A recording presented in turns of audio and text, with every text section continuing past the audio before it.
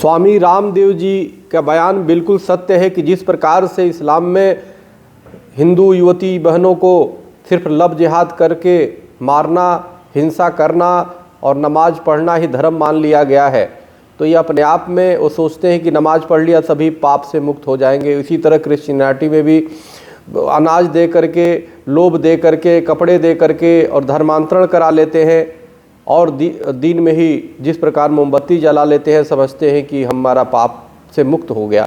तो कोई भी परमात्मा ऐसे लोगों को माफ़ नहीं करता। यह बहुत दुर्भाग्यपूर्ण है।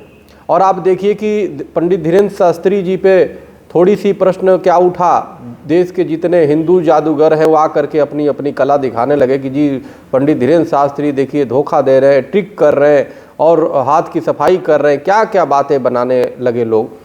और अनेक प्रकार लोग जागरूक करने लगे, हिंदू समाज इसको धर्म ना समझे। लेकिन एक दो नहीं, हजारों नहीं, लाखों बहनों को, बेटियों को लब जिहाद का शिकार बनाया गया। एक बार भी किसी मुस्लिम संस्थान ने ये आकर के आगे नहीं कहा कि यह इस्लाम का हिस्सा नहीं है और उनको इस्लाम से कभी खारिज नहीं किया। बल्कि एक जब हिंदू मुस्लिम बेटी अगर गणेश जी की आरती कर देती है तो उसके खिलाफ फतवा जारी हो जाता है, उनका धर्म संकट में आ जाता है। तो आप इसको क्या कहोगे?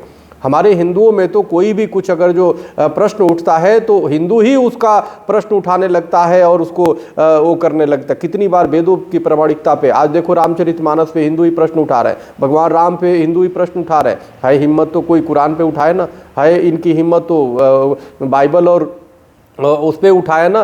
तो सवाल यह है, कहीं ना कहीं हिंदू की सहिष्णुता का लाभ लिया जा रहा है और इसका बहुत ही दुर्भाग्यपूर्ण है देश का। तो इसलिए हमें लगता है कि इस्लामिक संस्थानों को इस पे आत्मचिंतन करनी चाहिए, क्रिश्चियनों को आत्मचिंतन करना चाहिए कि धर्म सेवा अगर सिखाता है तो अगर कोई गलत करता है तो निश्चित रूप से उसका विरोध करे, उसके खिलाफ फतवा जारी करे, उसे इस्लाम से खारिज करे, उसे ईसाइयत से खारिज कर दे। ये नहीं कि लोभ और लालच के बल पे धर्मांतरण कराएं और जिहाद कराएं, लव जिहाद कराएं। अगर ये किया जाता है तो इससे कोई पाप खत्म होने वाले नहीं है।